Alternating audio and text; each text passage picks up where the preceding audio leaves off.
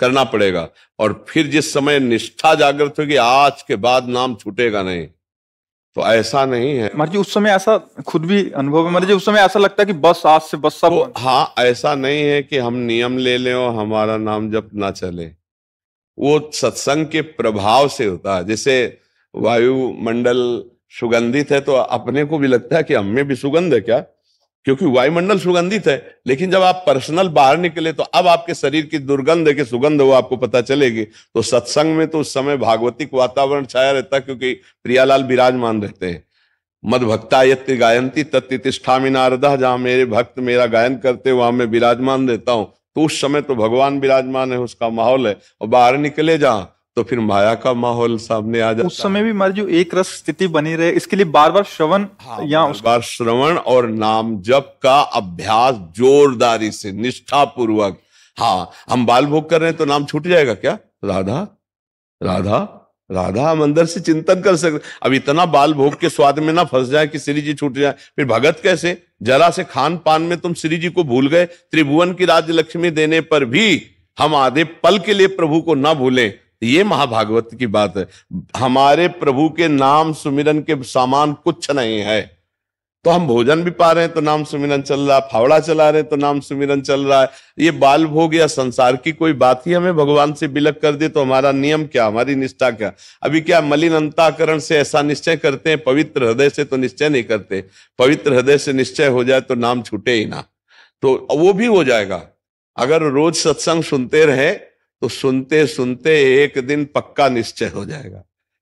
श्रवण सुजस सुनि आयऊं प्रभु भंजन भववीर, त्राहि त्राहि आरति हरन शरण सुखद रघुवीर। चर्चा सुन के तो शरणागति होती है, और जिस दिन भगवान की कृपा की लहर हो गई उसी दिन हृदय में नाम चलने लगेगा।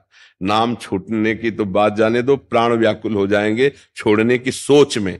तद विस्मरणेन परम व्याकुलते। इसलिए वो भी साधक धन्य जो एक बार तो नियम लिया, फिर फिसल गया, फिर नियम लेगा, फिर फिसल जाएगा। एक दिन तो नियम पक्का हो ही जाएगा। इस मार्ग में झूठा खेले साचा होए। अगर झूठ से भक्ति करने लगे तो सच्ची भक्ति भगवान करा लेते।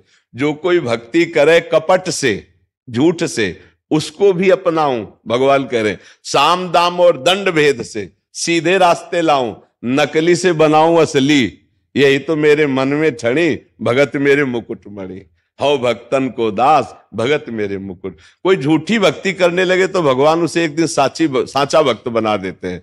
एक भक्तमाल में चरित्र आता है कि एक राजा का सरोवर था जिसमें वो अपने मनोरंजन के लिए मछली पाले हुए था, और नियम लगा दिया था अगर कोई मछली मारेगा तो उसे मृत्यु दंड देंगे। इस भय से वहां कोई जाता ही नहीं था, तो इसलिए कोई रक्षक ही नहीं था। एक बहुत ही गरीब आदमी जो मछली आदि पकड़कर बेचकर उससे अपना परिवार चलाता था, उसका परिवार बहुत भूखा था। उसने सोचा वहां कोई रक्षक तो रहता नहीं, और जाएंगे जरा सा जाल डालेंगे तो मनो मछली मिल जाएगी और बेच करके अपने परिवार का पोषण करेंगे। वहां कोई गार्ड तो रहता नहीं था क्योंकि मृत्यु दंड का ऐलान था, तो वहां भयवश कोई जाते नहीं था। वो गया और ये ही मछली ऐसे समेट के एकत्रित कर रहा था कि राजा अपने परिकर के साथ उसी सरोवर के पास से कहीं जाना होगा तो टापू सुनाई दी, घोड़ों की धूल उठी। वो सोचा अब मरे, क्या करे। उसने जाल को तो वहीं छोड़ दिया मिट्टी से, और सब अपने कपड़े उतार दिए, वहां की रज ली। और ऐसे ऐसे साधु बनने में कोई देर लगता है?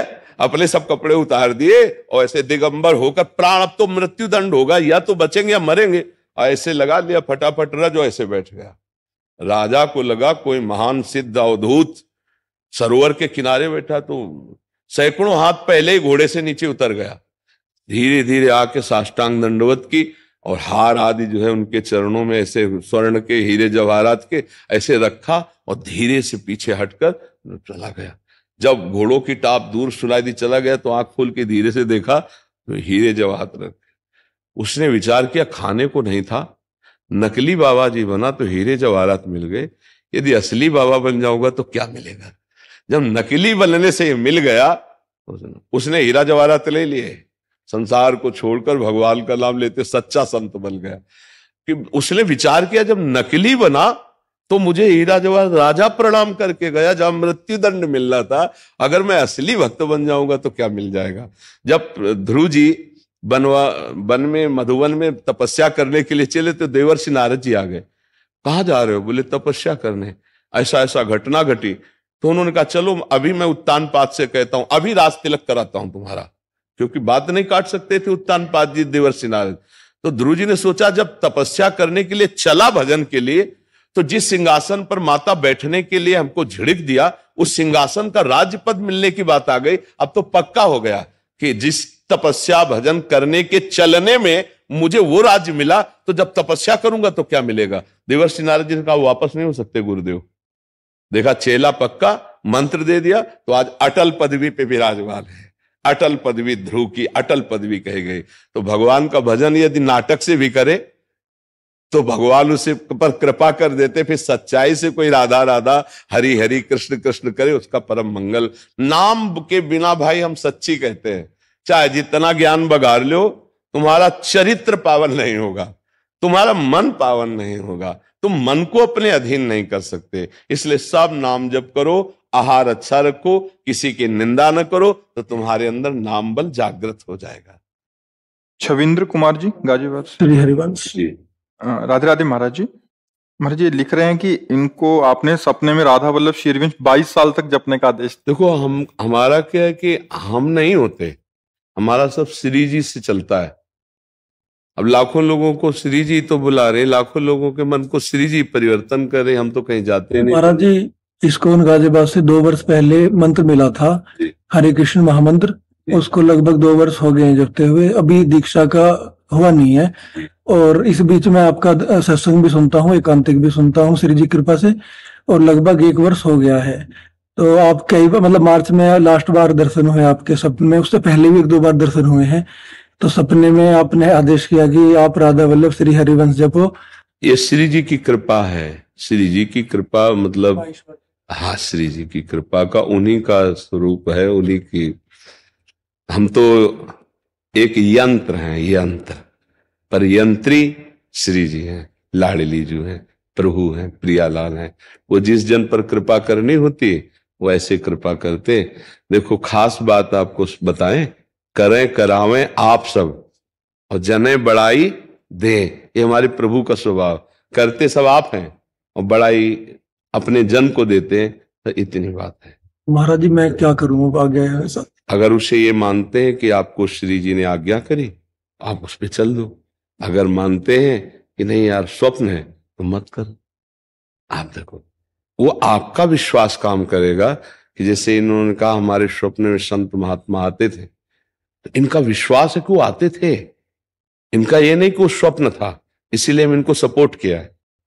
अगर आपको लगता है कि आपके रूप में श्री जी आकर और मुझे ऐसा बोली, तो कृष्ण कृपा का सहज स्वरूप प्रकाशित, जब श्री कृष्ण किसी पर विशेष प्रसन्न होते हैं तो राधा किशोरी की तरफ झुकाव कर देते हैं, क्योंकि प्रेम का जो स्वरूप लाडली जो है वो श्री कृष्ण के हृदय का प्रेम है और कोई नहीं। लाडली जो कौन है? सांद्रानंद घन प्रेम मूर्ति किशोरी। श्री कृष्ण के हृदय का प्रेम जब मूर्त हुआ, रूप धारण किया, तो श्री लाडली जो है, किशोरी जो है, और हमारी स्वामिनी है। तो अब उनको जहां जो करना होता करती वो है। नाम इधर लिया जाता है कि आप, हम नहीं है, ये उनका यंत्र है, वो जैसे चला रहे वैसे। अगर आप ये मानते हैं कि प्रेमानंद के रूप में श्री जी आकर हमको ये आदेश किए, तो अक्षरशः पालन करना चाहिए। फिर तुमको दिव्यानुभूतियों की तरफ खुद घसीट लेंगी वो। यदि आपको पक्का विश्वास है कि मेरे स्वप्न में श्री जी इस रूप में आकर मुझे आदेश किए, तो फिर उस पर संशय नहीं होना चाहिए, तो उसे मान लो। एक बार रनवारी है ब्रज में, वहां एक संत रहते थे, तो द्वारिका दर्शन के लिए जाने लगे श्री जी के, वो अनन्य भक्त ब्रज में तो श्री जी का ही। तो श्री जी ने स्वप्न में कहा कि द्वारिका मत जाओ, और अंतर ध्यान हो गई। उनको लगा यार स्वप्न था ऐसा। फिर द्वारिका जी गए तो द्वारिका में सुदर्शन चक्र की छाप लगती है, भक्त लगवाते हैं, तप्त मुद्रा, मतलब ऐसे सुदर्शन बना हुआ, आग से वो और रखा तो त्वचा में, वो आजीवन के लिए बन जाए, उसे तप्त मुद्रा कहते हैं। छाप लगवाई और जब आए तो स्वप्न में कहा अब तू मेरे अधिकार से बाहर हो चुका है, अब तू रुक्मिणी या सत्यभामा की सेवा द्वारिकाधीश की प्राप्त कर सकता, मेरी नहीं। वो घबरा गए। तो उनका तुमने स्वप्न को व्यर्थ समझा था, मैंने आदेश किया और जाकर के तप्त मुद्रा लगवाए, अब नहीं, अब तो तुम्हें रुक्मिणी जी और द्वारिकाधीश की ही प्राप्ति हो सकती है। त्रिभंग मुरली मनोहर रास अब इसमें प्रवेश नहीं। और वो इसी के उपासक थे। इतनी विरहाग्नि की तड़प तड़प करके उनका शरीर भस्म हो गया। पढ़ना ब्रज के भक्तों में चरित्र आता है। तो कभी कभी भगवान स्वप्न में जो आदेश करते हैं वो भगवान की विशेष कृपा होती है, तो उसे मानना चाहिए। अगर हम उसे स्वप्न मानकर टाल देते हैं तो शायद भगवान की कृपा की हम अवहेलना करते हैं। बहुत से ऐसी बातें हैं जो स्वप्न में आदेश होती हैं और फिर उनको किया जाता है और बड़ी उन्नति को, लाभ को प्राप्त किया जाता है। तो भगवान पहले स्वप्न में ही संत रूप में आते हैं, फिर भगवान के रूप में आते। किसी को भी अगर आध्यात्मिक उन्नति हुई है तो पहले उसके स्वप्न में संत जन आते हैं। तो ये भगवान की कृपा माननी चाहिए। महाराज जी, इसमें एक समाधान था।